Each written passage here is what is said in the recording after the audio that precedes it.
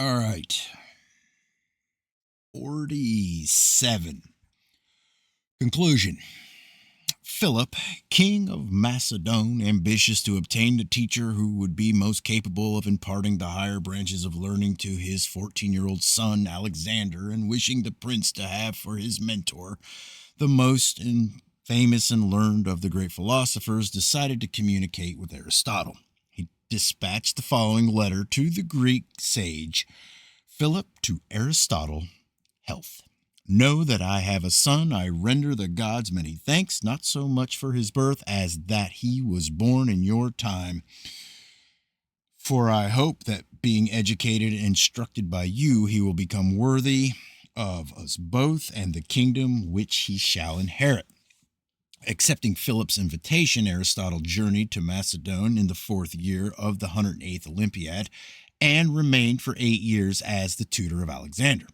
The young prince's affection for his instructor became as great as that which he felt for his father. He said that his father had given him being, but that Aristotle had given him well-being. The basic principles of the ancient wisdom are imparted to Alexander the Great by Aristotle, and that the philosopher's feet, the Macedonian youth, came to realize the transcendency of Greek learning as it was personified in Plato's immortal disciple. Elevated by the illumined teacher to the threshold of the philosophic sphere, he beheld the world of the sages, the world that fate and the limitations of his own soul decreed he should not conquer. Aristotle, in his leisure hours, edited and annotated the Iliad of Homer and presented the finished volume to Alexander. This book the young conqueror so highly prized that he carried it with him on all his campaigns. At the time of his triumph over Darius, discovering among the spoils a magnificent gem-studded casket of unguents, he dumped its contents upon the ground, declaring that at last he had found a case worthy of Aristotle's edition of the Iliad.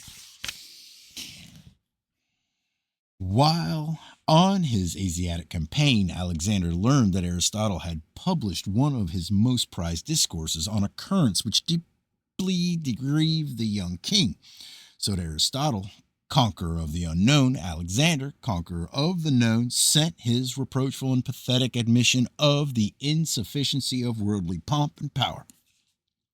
Alexander to Aristotle, health. You were wrong in publishing those branches of science hitherto not to be acquired except from oral instruction. In what shall I excel others if the more profound knowledge I gain from you be communicated to all? For my part, I had rather surpassed the majority of mankind in the sublimer branches of learning than in extent of power and dominion. Farewell. The receipt of this amazing letter caused no ripple in the placid life of Aristotle, who replied that although the discourse had been communicated to the multitudes, none who had not heard him deliver the lecture, who lacked spiritual comprehension, could understand its true import.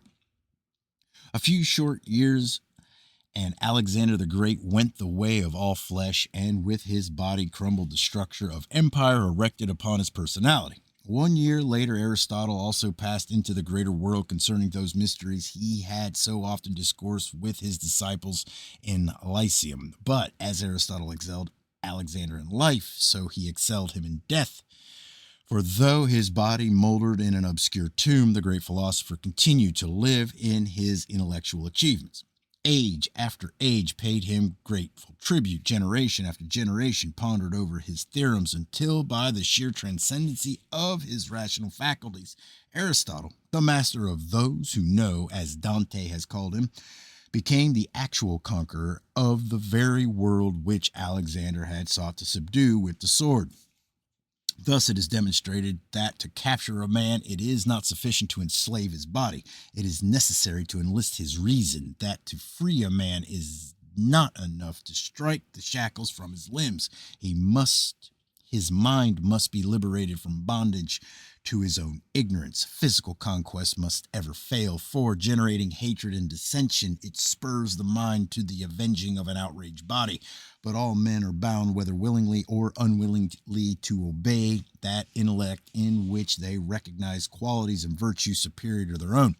That the philosophic culture of ancient Greece, Egypt, and India excelled that of the modern world must be admitted by all, even by the most confirmed of modernists. The golden era of Greek aesthetics, intellectualism, and ethics has never since been equaled. The true philosopher belongs to the most noble order of men. The nation or race which is blessed by possession of illumined thinkers is fortunate indeed, and its name shall be remembered for their sake. In the famous Pythagorean school at Crotona, philosophy was regarded as indispensable to the life of man.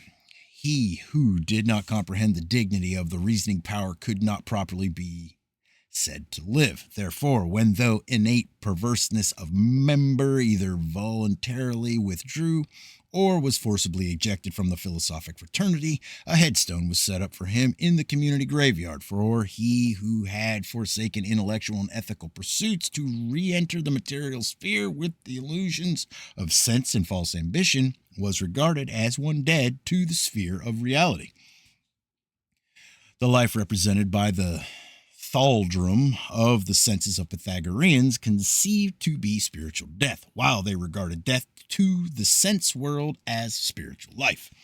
Philosophy bestows life in that it reveals the dignity and purpose of living.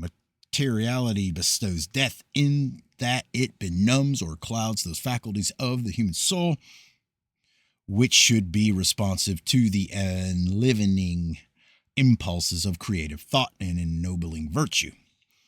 How inferior to these standards of remote days are the laws by which men live in the 20th century. Today, man, a sublime creature with infinite capacity for self-improvement, in an effort to be true to false standards, turns from his birthright of understanding. Without realizing the consequences, he plunges into the maelstrom of material illusion. The precious span of his earthly years he devotes to the pathetically futile effort to establish himself as an enduring power in a realm of enduring things. Gradually, the memory of his life as a spiritual being vanishes from his objective mind, and he focuses all his partly awakened faculties upon the seething beehive of industry, which he has come to consider the sole actuality. From the lofty heights of his selfhood, he slowly sinks into the gloomy depths of ephemerality. Gosh, that's a hard word. He falls to the level of the beast and, in brutish fashion, mumbles the problems arising from his all too insufficient knowledge of the divine plan. Here, in the lurid turmoil of a great industrial, political, commercial inferno, men writhe in self-inflicted agony and, reaching out to the swirling mists, strive to clutch and hold the grotesque phantoms of success and power. Ignorant of the cause of life, ignorant of the purpose of life, ignorant of what lies beyond the mystery of death, yet possessing within himself the answer to it all, man is willing to sacrifice the beautiful, the true, and the good within and without upon the bloodstained altar of worldly ambition. The world of philosophy, that beautiful garden of thought wherein the sages dwell in the bond of fraternity, fades from view. In its place rises an empire of stone, steel, smoke, and hate, a world in which millions of creatures, potentially human, scurry to and fro in the desperate effort to exist and at the same time maintain the vast institution which they have erected, and which, like some mighty juggernaut, is rumbling inevitably towards the unknown end. In this physical empire which man erects in the vain belief that he can outshine the kingdom of his celestials, everything is changed to stone. Fascinated by the glitter of gain, man gazes at the Medusa-like face of greed and stands petrified.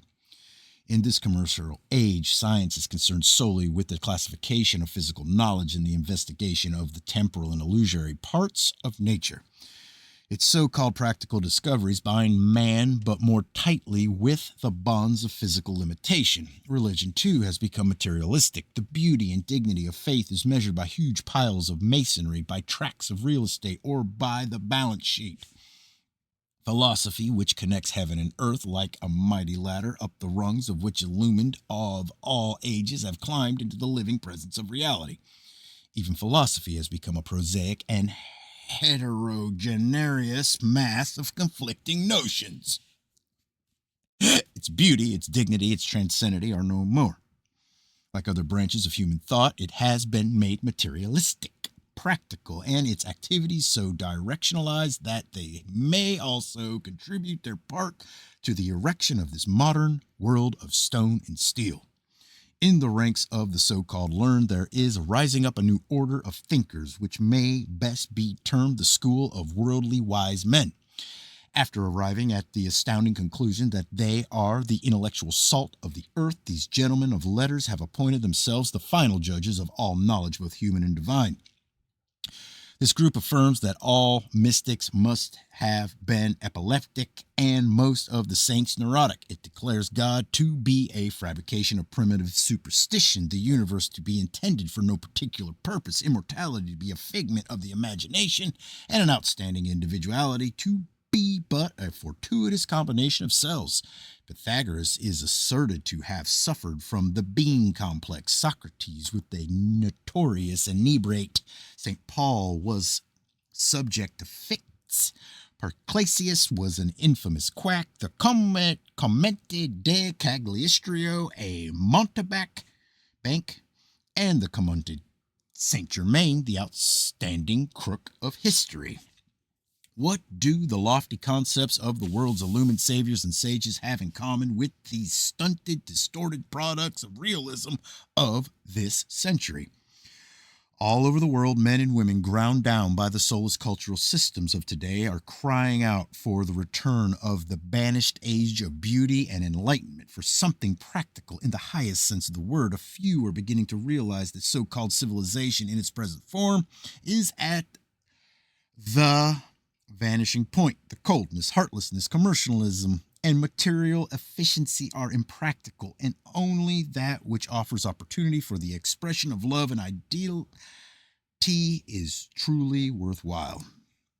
All the world is seeking happiness, but knows not in what direction to search. Men must learn that happiness crowns the soul's quest for understanding.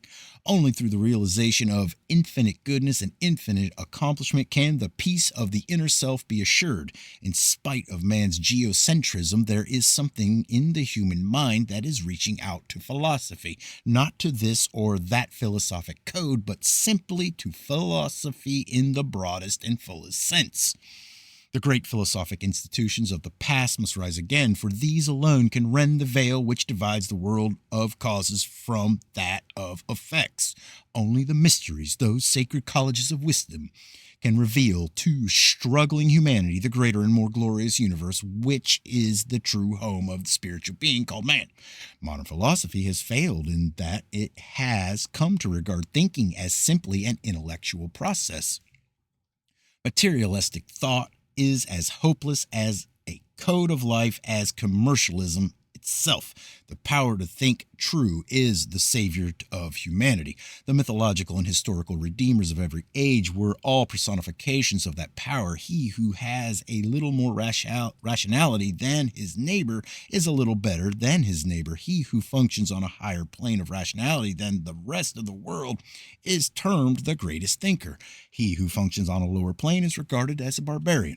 Thus, comparative rational development is the true gauge of the individual's evolutionary status. Briefly stated, the true purpose of ancient philosophy was to discover a method whereby development of the rational nature could be accelerated instead of waiting the slower process of nature. Hold on. Shoot, I'm going to lose my spot.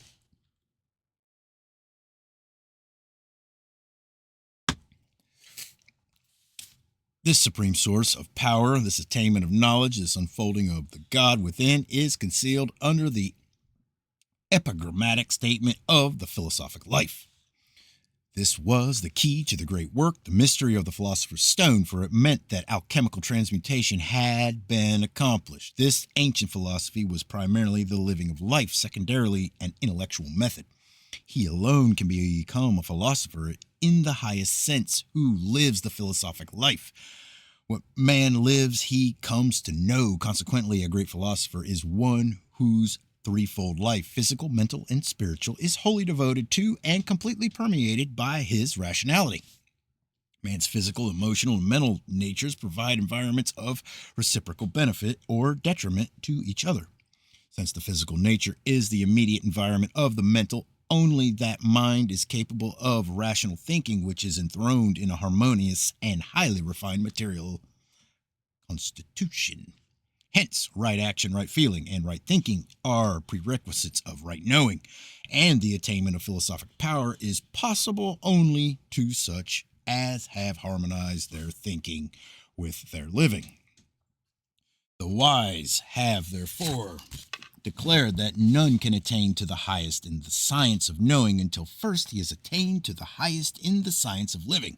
Philosophic power is the unnatural outgrowth of the philosophic life. Just as an intense physical existence emphasizes the importance of physical living, physical things, or just as the monastic metaphysical asceticism establishes the desirability of the ecstatic state, so complete philosophic absorption ushers the consciousness of the thinker into the most elevated and noble of all spheres, the pure philosophic or rational world. In a civilization primarily concerned with the accomplishment of the extremes of temporal activity, the philosopher represents an equilibrating intellect capable of estimating and guiding the cultural growth. The establishment of the philosophic rhythm in the nature of an individual ordinarily requires from 15 to 20 years. During that entire period, the disciples of old were constantly subjected to the most severe discipline. Every activity of life was gradually disengaged from other interests and focalized upon the reasoning part. In the ancient world, there was another and most vital factor which entered into the production of rational intellects and which is entirely beyond the comprehension of modern thinkers, namely, initiation into the philosophic mysteries. A man who had demonstrated his peculiar mental and spiritual fitness was accepted into the body of the learned, and to him was revealed that priceless heritage of arcane lore preserved from generation to generation. This heritage of philosophic truth is the matchless treasure of all ages, and each disciple admitted into the brotherhoods of the wise made in turn his individual contribution to this store of classified knowledge. The one hope of the world is philosophy, for all the sorrows of modern life result from the lack of a proper philosophic code. Those who sense even in part the dignity of life cannot but realize the shallowness apparent in the activities of this age. Well, has it been said that no individual can succeed until he has developed his philosophy of life. Neither can a race or nation attain true greatness until it has formulated an adequate philosophy and has dedicated its existence to a policy consistent with a philosophy. During the World War, when so-called civilization hurled one half of itself against the other in a frenzy of hate, men ruthlessly destroyed something more precious even than human life. They obliterated those records of human thought by which life can be intelligently directionalized. Truly did Mohammed declare the ink of philosophers to be more precious than the blood of martyrs. Priceless documents, invaluable records of achievement, knowledge founded on ages of patient observation and experimentation by the elect of the earth, all were destroyed with scarcely a qualm of regret. What was knowledge? What was truth, beauty, love, idealism, philosophy, or religion when compared to man's desire to control an infinitesimal spot in the fields of the cosmos for an inestimably minute fragment of time? Merely to satisfy some whim or urge of ambition, man would uproot the universe, though well he knows that in a few short years he must depart, leaving all that he has seized to posterity as an old cause for fresh contention. War, the irrefutable evidence of irrationality, still smolders in the hearts of men. It cannot die until human selfishness is overcome. Armed with multifarious inventions and destructive agencies, civilization will continue to what is that word? Fratricidal? Shit, hold on. Fratrictal strife throughout future ages. But upon the mind of man there is dawning a great fear, the fear that eventually civilization will destroy itself in one great cataclysmic struggle. Then must be reenacted the eternal drama of reconstruction.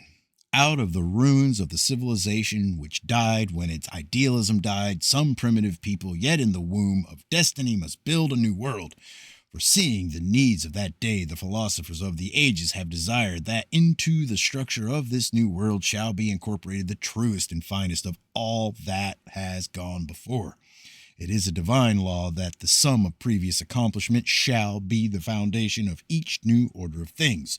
The great philosophic treasures of humanity must be preserved. That which is superficial may be allowed to perish. That which is fundamental and essential must remain, regardless of cost. Two fundamental forms of ignorance were recognized by the Platonists: simple ignorance and complex ignorance. Simple ignorance is merely lack of knowledge and is common to all creatures existing posterior to the first cause, which alone has perfection of knowledge. Simple ignorance is an ever-active agent, urging the soul onward to the acquisition of knowledge. From this virginal state of unawareness grows the desire to become aware, with its resultant improvement in the mental condition. The human intellect is ever surrounded by forms of existence beyond the estimation of its partly developed faculties. In this realm of objects not understood is a never-failing source of mental stimuli. Thus, wisdom eventually results from the effort to cope rationally with the problem of the unknown. In the last analysis, the ultimate cost alone can be denominated wise. In simpler words, only God is good. Socrates declared knowledge, virtue, and utility to be one with the innate nature of good. Knowledge is a condition of knowing. Virtue is a condition of being. Utility a condition of doing. Considering wisdom as synonymous with mental completeness, it is evident that such a state can exist only in the whole. For that which is less than the whole cannot possess the fullness of the all. No part of creation is complete, hence each part is imperfect to the extent that it falls short of entirety. Where incompleteness is, it also follows that ignorance must be coexistent. For every part, while capable of knowing its own self, cannot become aware of the self in the other parts. Philosophically considered, growth from the standpoint of human evolution is a process proceeding from heterogeneity to homogeneity. In time, therefore, the isolated consciousness of the individual fragments is reunited to become the complete consciousness of the whole. Then and only then is the condition of all-knowing and absolute reality. Thus, all creatures are relatively ignorant, yet relatively wise. Comparatively, nothing, yet comparatively all. The microscope reveals to man his significance, the telescope his insignificance. Through the eternities of existence, man is gradually increasing in both wisdom and understanding. His ever-expanding consciousness is including more of the external within the area of itself. Even in man's present state of imperfection, it is drawing upon his realization that he can never be truly happy until he is perfect, and that of all the faculties contributing to his self-perfection, none is equal in importance to the rational intellect. Through the labyrinth of diversity, only the illumined mind can and must lead the soul into the perfect light of unity. In addition to the simple ignorance, which is the most potent factor in mental growth, there exists another, which is of far more dangerous and subtle type. Second form, called twofold or complex ignorance, may be briefly defined as ignorance of ignorance, worshiping the sun, moon, and stars, and offering sacrifices to the winds. The primitive savage sought with crude fetishes to propitiate his unknown gods.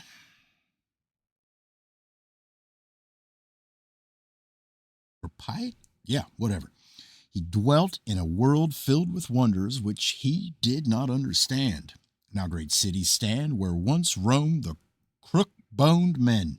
Humanity no longer regards itself as primitive or aboriginal. The spirit of wonder and awe has been succeeded by one of sophistication. Man today worships his own accomplishments and either relegates the immensities of time and space to the background of his consciousness or disregards them entirely. The 20th century makes a fetish of civilization, is overwhelmed by its own fabrications. Its gods are its own fashioning. Humanity has forgotten how infinitesimal, how impertinent, and how ignorant it actually is. Ptolemy has been ridiculed for conceiving the earth to be the center of the universe, yet modern civilization is seemingly founded upon the hypothesis that the planet Earth is the most permanent and important of all the heavenly spheres, and that the gods from their starry thrones are fascinated by the monumental and epochal events taking place upon this spherical anthill in chaos.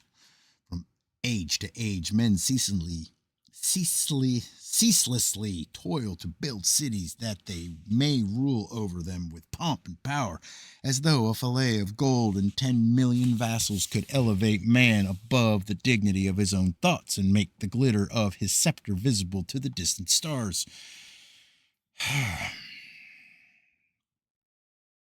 As this tiny planet rolls along its orbit in space, it carries with it some 2 billion human beings who live and die, oblivious to that immeasurable existence lying beyond the lump on which they dwell. Measured by the infinities of time and space, what are the captions of industry or the lords of finance if one of these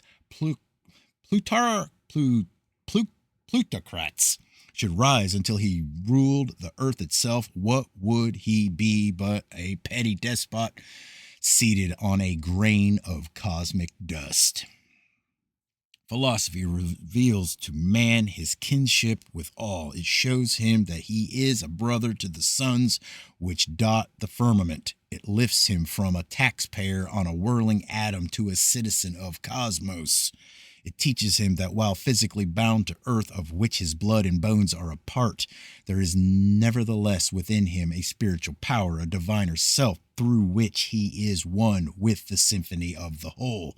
Ignorance of ignorance, then, is that self-satisfied state of unawareness in which man, knowing nothing outside the limited area of his physical senses, bumptiously declares there is nothing more to know.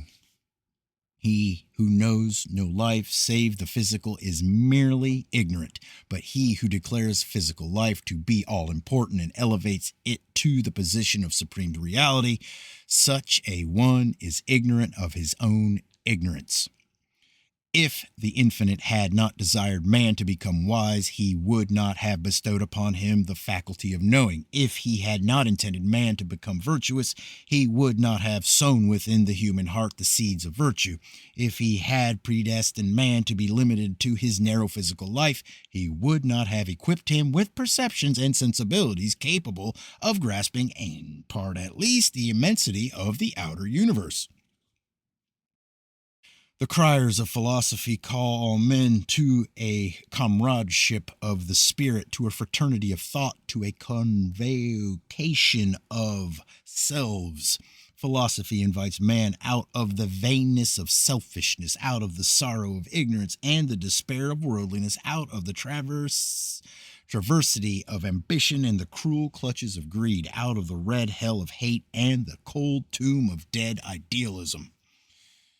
Philosophy would lead all men into the broad, calm vistas of truth, for the world of philosophy is a land of peace where the finer qualities pent up within each human soul are given opportunity for expression. Here men are taught the wonders of the blades of grass. Each stick and stone is endowed with speech and tells the secret of its being. All life bathed in the radiance of understanding becomes a wonderful and beautiful reality. From the four corners of creation swells a mighty anthem of rejoicing, for here in the light of philosophy is revealed the purpose of existence. The wisdom and goodness permeating the whole becomes evident to even man's imperfect intellect. Here the yearning heart of humanity finds the companionship which draws forth from the innermost recesses of the soul that great store of good which lies there like precious metal in some deep hidden vein. Following the path pointed out by the wise, the seeker after truth ultimately attains to the summit of wisdom's mount, and gazing down, beholds the panorama of life spread out before him. The cities of the plains are but tiny specks on the horizon of every hand, is obscured by the gray haze of the unknown. Then the soul realizes that wisdom lies in breadth of vision, that it increases in comparison to the vista. Then, as man's thoughts lift him heavenward, streets are lost in cities, cities in nations, nations in continents, continents in the earth in space, and space in an infinite eternity, until at last but two things remain, the self and the goodness of God. While man's physical body resides with him and mingles with the heedless throng, it is difficult to conceive of man as actually inhabiting a world of his own, a world which he has discovered by lifting himself into communion with the profundities of his own internal nature. Man may live two lives. One is a struggle from the womb to the tomb. Its span is measured by man's own creation, time. Well may it be called the unheeding life. The other life is from realization to infinity. It begins with understanding. Its duration is forever, and upon the plane of eternity it is consumed, consummated. This is called the philosophic life. Philosophers are not born, nor do they die, for once having achieved the realization of immortality, they are immortal. Having once communed with self, they realize that within there is an immortal foundation that will not pass away. Upon this living, vibrant base self, they erect a civilization which will endure after the sun, the moon, and the stars have ceased to be. The fool lives but for today. The philosopher lives forever. When once the rational consciousness of man rolls away the stone and comes forth from its sepulture, it dies no more. For to this second or philosophic birth there is no dissolution. By this should not be inferred physical immortality, but rather that the philosopher has learned that his physical body is no more his true self than the physical earth is his true world. In the realization that he and his body are dissimilar, that though the form must perish, the life will not fail, he achieves conscious immortality. This was the immortality to which Socrates referred when he said, Anytus and Meletus may indeed put me to death, but they cannot injure me. To the wise, physical existence is but the outer room of the hall of life. Swinging open the doors of this antechamber, the illumined pass into the greater and more perfect existence. The ignorant dwell in the world bounded by time and space. To those, however, who grasp the import and dignity of being, these are but phantom shapes, illusions of the senses, arbitrary limits imposed by man's ignorance upon the duration of deity. The philosopher lives and thrills with a realization of this duration, for to him this infinite period has been designed by the all-wise cause as the time of all accomplishment. Man is not the insignificant creature that he appears to be. His physical body is not the true measure of his real self. The invisible nature of man is as vast as his comprehension and as measureless as his thoughts. The fingers of his mind reach out and grasp the stars. His spirit mingles with the throbbing life of cosmos itself. He who has attained to the state of understanding thereby has so increased his capacity to know that he gradually incorporates within himself the various elements of the universe. The unknown is merely that which is yet to be included within the consciousness of the seeker. Philosophy assists man to develop the sense of appreciation, for as it reveals the glory and the sufficiency of knowledge, it also unfolds those latent powers and faculties whereby man is enabled to master the secrets of the seven spheres. From the world of physical pursuits, the initiates of old called their disciples into the life of the mind of the spirit. Throughout the ages, the mysteries have stood at the threshold of reality, the hypothetical spot between noumenon and phenomenon, the substance and the shadow. The gates of the mysteries stand ever ajar, and those who will may pass through into the spacious domicile of the spirit.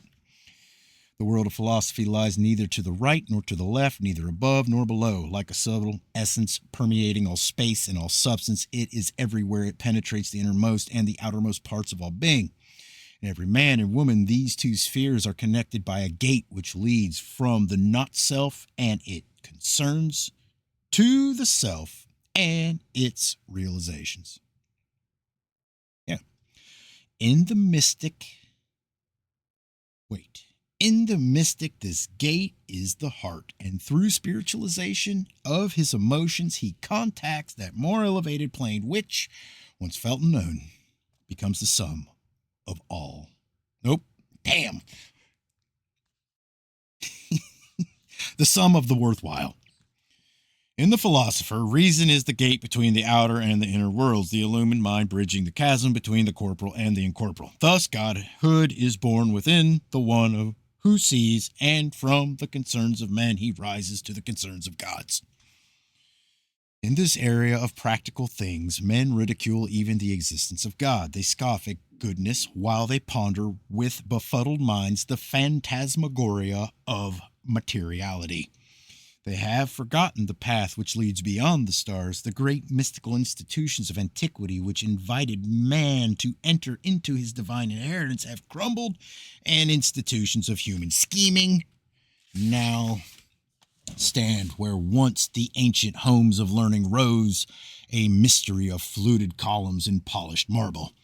The white-robed sages who gave to the world in ideals of culture and beauty have gathered their robes and about them and departed from the sight of men.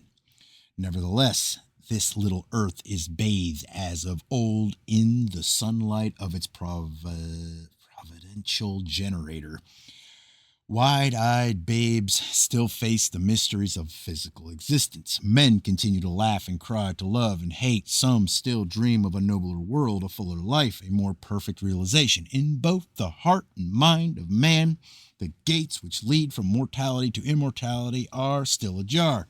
Virtue, love, and idealism are yet the regenerators of humanity. God continues to love and guide the destinies of his creation. The path still winds upward to accomplishment. The soul of man has not been deprived of its wings. They are merely folded under its garment of flesh. Philosophy is ever that magic power which, sundering the vessel of clay, releases the soul from its bondage to inhabit and perversion. Still, as of old, the soul released can spread its wings and soar to the very source itself. The criers of the mysteries speak again, bidding all men welcome to the house of light. The great institution of materiality has failed. The false civilization built by man has turned, and like the monster of Frankenstein, is destroying its creator. Religion wanders aimlessly in the maze of theological speculation. Science batters itself impotently, impotently against the barriers of the unknown. Only transcendental philosophy knows the path. Only the illumined reason can carry the understanding part of man upward to the light. Only philosophy can teach man to be born well, to live well, to die well, and in perfect measure be born again. Into this band of the elect, those who have chosen the life of knowledge, of virtue, and of unity, the philosopher of the ages invites you.